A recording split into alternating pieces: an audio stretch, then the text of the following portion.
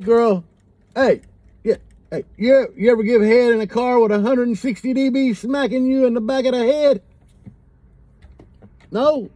Hey, well, what can I get for $10? Prostitute.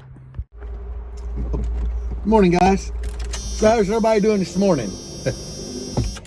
Same old here.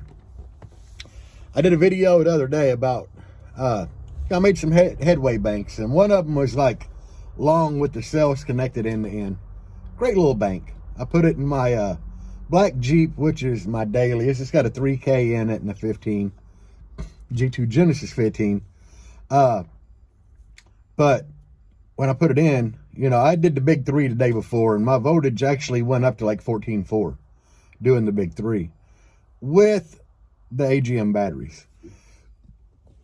So I put that headway in there, and the voltage would only go 13.7 max. I drove it like an hour and couldn't get the voltage over 13.7. But good news is the next morning the wife went out and drove it. Said it went up to 14.2 and it's been hovering around there. So said she's bumped the radio and voltage is solid. So I'm kind of impressed with the little headway cells. I mean, for the price of them, can't beat it. But other than that, ain't got a whole lot going on. We can talk about head units today because, well, we need to talk about head units because we have a cult out here of guys.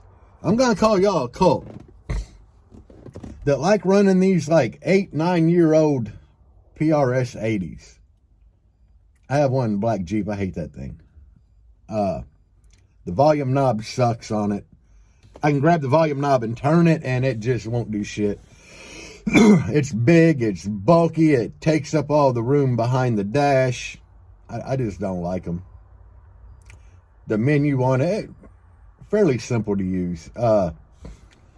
Actually, when I built this Jeep, I started getting into the Kenwoods, and I've upgraded once in here. Now I have the KMMX 704. It ain't nothing special. I mean, it's got every feature under the sun that you could want. It does more than the 80 PRS. The only thing it don't do that the 80 PRS did was come with a little microphone for the self-tuning.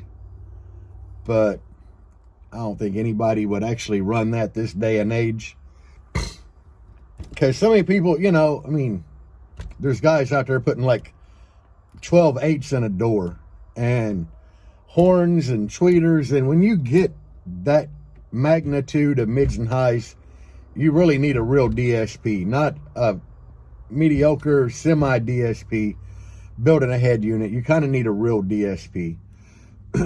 I mean, my N-Dash does all that except for the self-tuning part. Like my front, I can choose speaker size, crossover point, volume offset, time alignment, and everything right through the N-Dash, but it don't compare to a DSP. Mainly because my DSP has like 8 channels out, and that gives me the ability to run basically 8 amps, Actually, no, it's more than 8 channels out. I think it's 12 channels out. That way I can run 6 different amps. But anyway, you get what I'm saying. And you can kind of set your tweeter point, your horn point, your mid point. If you run different size mids, you can set crossover for all of them. A head unit just ain't going to pick up that slack. Not unless it has like literally a built-in DSP and you got like 12 different channel outputs for mids and highs. And then we get into the whole CD player thing. A lot of these head units people want to run still are like this deep in the damn chassis, behind the dash. And they have a CD player. Who the hell has bought a CD in the last 15 years? I mean, I ain't played a CD since 2007. And that's because I had to back then, because it was USAC competing, and you literally had to use tracks on a CD, which really sucked because when I would burp the car, the CD would skip. Therefore, I had to modify my little chassis sleeve that the N-Dash slid into where it wouldn't lock anymore. the way I could grab it out of the dash and stand beside the car with it. I mean, it worked, but it was a lot of unnecessary work.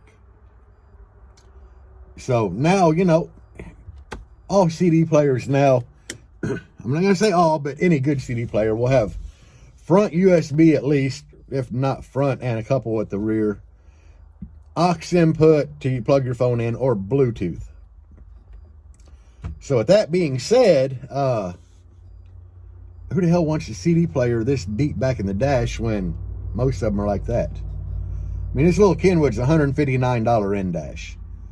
And it has more features than the $450 Kenwood that has a CD player built in.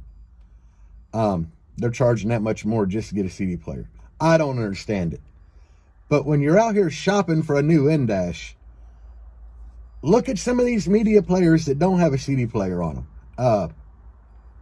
You can get a whole lot more in-dash for a whole lot less money and take up a whole lot less room behind your dash. I mean, because we get to a point being bass heads where we have a lot of RCA cables plugged in the back of this shit, and you need a lot of room back there. Honestly, I'm at the point where after I get my rebuild done in here, I want to start working on this black Jeep that I have. I'd like to build a new enclosure for it, actually a couple of enclosures, and just start doing subwoofer tests, which I want to upgrade the amp in it to something a little bit bigger, and just buy different woofers and test them out in there, you know, play around. And I want to do a better CD player, a better in-dash, and I definitely don't want a CD player in it, but I want to upgrade it because the 80 PRS, I don't like the volume knob on it. It just doesn't work half the time. And the menu's kind of tricky to get through and navigate compared to the Kenwood. And my Kenwood's got a 5-volt pre-out, which is very confusing to a lot of people, especially guys that run tar amps. Because that question pops up a lot. They read online that tar amps like under 2 volt RCA voltage. That they actually do. That's true. But then they're looking at their in-dash like, my in-dash has a 4 volt output. I can't run it. Yeah, you can. I mean, you have a subwoofer level on there. And most time, people run them at 0. I run mine at like 0 or +1 to get the voltage range that I did with tar amps. I never turned it up for these amps, but most in-dashes, if they're rated at 4 volt, they're not going to give you 4 volt output until the volume knob is at damn near max and the subwoofer level's turned up some. And then you're kind of driving it into a distortion range. Not all, but most CD players are like that. With the Kenwood, to get the 5 volt output, I really have to turn the subwoofer level up, and the volume has to be like 1 click before max, I think, to get that like 5 volt. So it ain't even really anything to worry about there. 4 volt, 5 volt, it's all the same crap. Like I said, you're not going to get it unless you kind of max things out anyway. So if you're thinking about buying a new in-dash, definitely look at the media players that don't have a built-in CD player. We're kind of past that shit. I mean, I don't even know if they make CDs anymore. You know, with like Spotify, Pandora, Apple Music, those platforms just kind of took over. Then for us basshead, you know, the DJ Rusticals app, which I highly recommend all day long. Buy Platinum VIP lifetime out the gate if you're going to get that app. Because I screwed up when the app first came out. I bought it for a year with VIP. All the newer music is in VIP. I'm like, anything he's done in the past year or so, it's in the VIP section. And Rusticals, he stays up to date on the music. I mean, and he's releasing shit every single day almost. So you definitely got to have a VIP. But the app is worth it. Do I have the app on my phone? Absolutely not. It's on my computer at home. But I love the fact that I can just go on there, search an artist, see what songs that artist did, download it straight to the computer and put it on a USB and put it in the Jeep. But when I made the mistake, I bought it for a year. After the year was up, I see all this new music that he's been releasing, and I don't have the app anymore. I think I paid $60 or $65 for a year. I paid like right at 100 for lifetime. So I could have just saved myself money out the gate, bought it for life, but I didn't. But I'm telling you guys, if you're going to get that app, get that shit for life. And get VIP, definitely. But yeah, I mean, if you're head unit shopping, search around. I was to a point where I wanted to buy a Pioneer because everybody's like, oh, Pioneer is just the greatest, but they don't offer shit with features that doesn't have a CD player on it. And it's like the only good head unit they ever made was the ADP RS.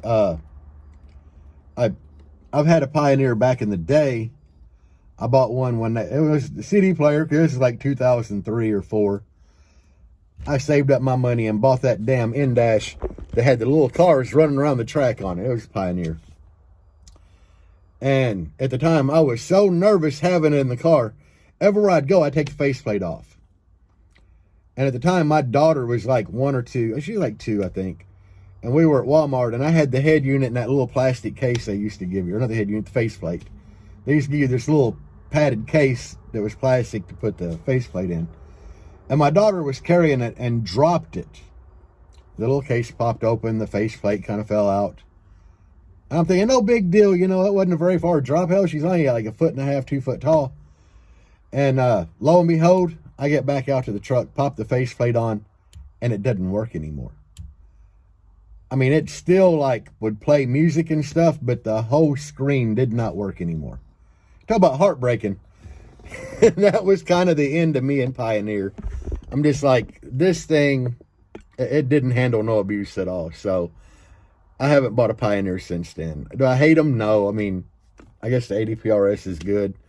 I don't like it, the one that I have. But anyway, guys, I hope this helps somebody, you know, especially understand some of the things. And I really want this Sony RG, I don't know. It's like $1,000, so I don't want it. I kind of do, but I kind of don't. But anyway, I hope y'all have a great day.